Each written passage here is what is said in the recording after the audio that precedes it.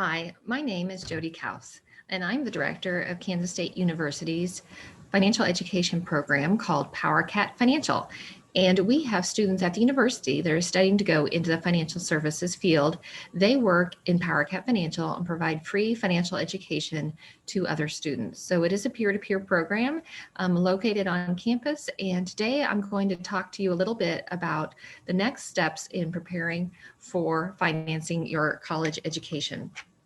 First, I wanted to highlight the importance of the college education in your earning potential over your lifetime. The College Board, which is a nonprofit that supports furthering students' higher education goals, has researched the impact that an education has on your lifetime earnings. This snapshot of this chart shows here the median earnings and tax payments that individuals earn at various levels of education. So at the bottom, we have somebody who has less than a high school diploma, then a high school diploma, some college education, an associate's degree, a bachelor's degree, a master's, doctorate, and then a professional degree like a doctor or a lawyer or a veterinarian. You can see quite a bit of difference in the earning potential over the lifetime of those individuals. Also, you can see here where the kind of the trade-off point is as far as you're delaying your income by going on and pursuing a higher education and that future income potential. So it's around the age of 36 in the mid 30s where that crossover you can see occurs, and then somebody with a bachelor's degree begins to earn and accumulate earnings at a higher, quicker rate. Also, you can see here kind of the distribution of earnings and kind of the amount of salary potential that you have at various different degree levels. So obviously, all the different educational attainment levels have a broad spectrum of potential income, but the individuals with higher levels of education have more exposure opportunity to earn those higher levels of income. So it's all very important information as you research and understand the costs of getting your education, and the return and benefit of that is very impactful. It is important to have a plan, though, of how you're going to pay for school. It is a large investment, one of the biggest investments you'll make in your lifetime. So you can't just kind of shoot from the hip and hope it's all going to work out. Having a good plan can keep you organized and know that there's certain processes that have to fall into place. Annual application of the FAFSA, free application for federal student aid, reapplication each year for scholarships, deadlines that need to be noted for those things. Also, reducing your stress. College itself is stressful with coursework and internships and research potentially. So knowing that you have a financial plan in place can reduce that financial stress and allow you to focus on what you're there for, which is studying and earning your degree. And then it also kind of will hold you accountable that you are there to achieve a degree so that you can earn that higher, those higher salaries and a higher earning potential over your lifetime. You're not just there to throw money at your courses, that you're there to seek a degree and move forward. And that's really the ultimate goal, is to transition from that financial dependence to financial independence. On our PowerCat Financial website, you'll find a very helpful process or tool that can help you through this college financial plan. Our website is ksu or kstate.edu/PowerCat Financial. And then if you navigate on the left side to the college financial plan area, you'll find the step-by-step outline of the things that you need to work through and consider and do as you create your plan. And step one of that process is really going to be to assess what is the cost of the attendance to the institution that you're going to, and what is your own personal spending plan, some of your own out-of-pocket costs that you have that are unique to you. Some of the school costs are pretty set in stone with regard to the education side, but then your personal budget is something that you also need to factor in. And make sure that you understand what that cost for the educational piece of it is. That's a term of art, so you can only receive financial aid or borrow student loans up to the amount of the university's cost of attendance. So understanding what is included in cost of attendance is really important. It includes, of course, tuition and fees. You may have course fees, or you may have fees for online work. There are additional fees that the university may assess. Your room and board, so either your rent if you live off campus and your utilities and your food, or if you live on campus, your dorm room, your meal plan, all of those costs.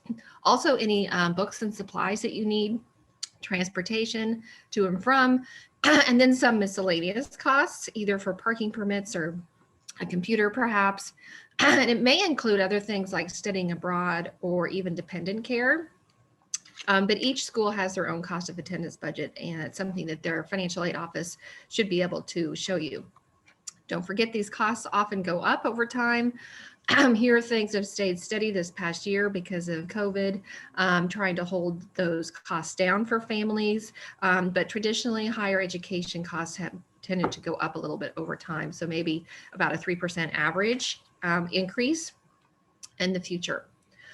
Here is a snapshot of what the cost of attendance amount is at Kansas State University for a full-time undergraduate student, either resident or out-of-state non-resident. You can see the total is either 27,000 approximately if you're in state and about 43,000 if you're out of state. Now that's a very large number. And so students sometimes want to just stick their head in the sand and say, there's not much I can do about it. It is what it is. Well, you do control quite a bit of those costs. So if you look at the portion you control, which is your housing decisions, your meals, the books that you buy and how much you spend on them, the miscellaneous out-of-pocket expenses, that adds up to at least over 66% of the cost of higher education. So you have quite a bit of measure and control. So that's where the budgeting piece is going to be really important. You can research some of these financial numbers with a couple of tools that I think are very helpful. One of them is the State of Kansas Board of Regents has created this Kansas Degree stats.org, a website where you can research all of the Regent institutions, the different degree programs, what the cost is to obtain those degrees, and the associated future earnings that you might achieve or salary that those average students that are in those majors have received upon graduation. So check that out and do a little pre-work and do some research ahead of time as to what the cost is going to be at the institutions you're comparing and the trade-off future income is going to be as well. There's also a calculator that colleges will have on the financial aid area of their website called a net price calculator. And that is a simulation that you can use, put in some information about you and your family and your finances, and then it will show you what the cost of it, the degree or education will be at that institution after certain types of aid like scholarships and grants are awarded. So basically what your net out-of-pocket cost is going to be, because they may award traditionally some grants depending on your finances and scholarships. And so you want to know that's free money that you're going to get. What is the money you're going to have to use it on your own, out of pocket, or borrow through student loans? Also, do a worksheet budget tool. We have one on our website. If you don't have one, you can download it from the Powercat Financial website and use that as a budgeting tool. But we want you to think of everything. You know, you may have haircuts to pay for, gas for your car, insurance, meals out occasionally. Do you have to pay for your some medical expenses, some routine medical expenses out of pocket, coffees and vending machine items? So our budget tool is extremely detailed. So take advantage of using those tools, or if you don't have one already. We also have another tool called our College Financial Plan Worksheet. This one takes, on the first tab, you do the budget, and then on the second tab, you add in the school costs. So what is your tuition? What are your fees? What are your books? And then you think of the resources that you have to apply towards those costs. Will you be able to get any grants through the FAFSA application? Will you have scholarships, either off campus or on-campus scholarships? Will you be working part-time and have some earnings to add to the budget? This is a really helpful tool, and it helps you think of it each semester throughout your college time and stay on track and have a plan, and again, reduce that stress. There's always ways to cut back on expenses. I've listed just a few here, and students usually have some really great ways to cut back. So take advantage of student discounts. Just by being a student yourself, you'll be able to use your ID at restaurants or different places to get a discount. Instead of buying a brand new book, maybe you could rent one, or maybe you can order it online at a different lower rate if it's used, slightly used.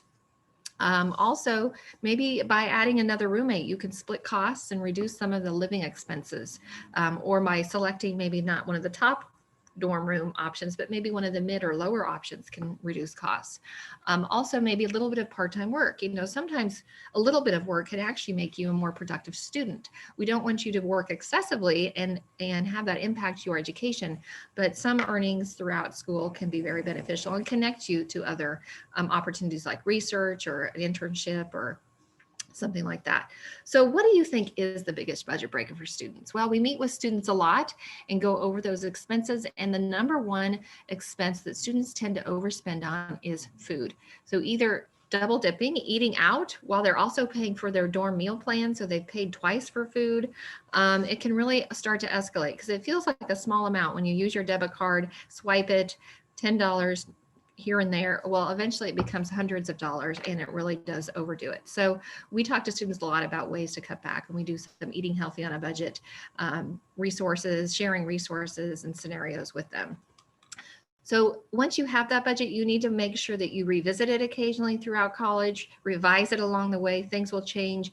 Maybe you won't be able to work as much when you get into your more complex courses, or maybe you'll need to be able to work more. Maybe your living arrangements will change. You'll move from on-campus to off-campus living. So along the way, you do need to revisit it and make some changes as they are appropriate. There are some things that may come up with your finances or family finances, especially, right now during COVID, we're experiencing changes in income, individuals being laid off or losing income. So if that happens, it's best to reach out to your financial aid office. There are some options that they may be able to offer you. You may be able to do what's called a professional judgment appeal and say the information I had to share on my FAFSA, which was 2 years ago tax information, is no longer the income and situation my family is in today. So they can look at that and see if there are some things that have come up, like unemployment or medical expenses or divorce or death in the family or parent, and see if they can make an adjustment to your financial aid package. So always reach out to your financial aid office on your campus and see what they can offer. It's also good to think of the end at the beginning. So what we mean by that is, what is that salary going to be potentially after you graduate? What is your student loan payment going to be after you graduate? And do the numbers all work out? Will you have enough income to service your student loan debt and still have money left to cover all of the rest of your expenses? And we have a tool on our Powercat Financial website under the student loans area that really helps you play with those numbers. And it's a really good thing to start thinking ahead and planning for the end earlier at the beginning.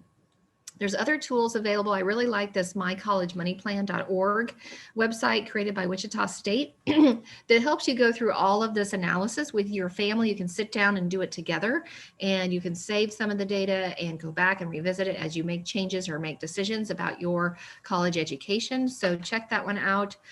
Also check out our Powercat Financial website, kstate.edu/powercatfinancial. We do have a lot of resources, tools, worksheets, information available there.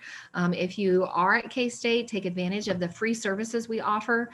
Our peer counselors are happy to meet with you as many times as you want while you're at K-State and really help you navigate all of the complexities of the cost of your college education and different opportunities that you have, and even transitioning into work eventually and looking at your job offer and the benefits part of your offer. Those are all things we do quite frequently with students. So we're excited that you're thinking about your college plans, and we hope that we can assist you in any way. And I'm very happy to have been able to talk with you today. So thank you very much and have a wonderful day.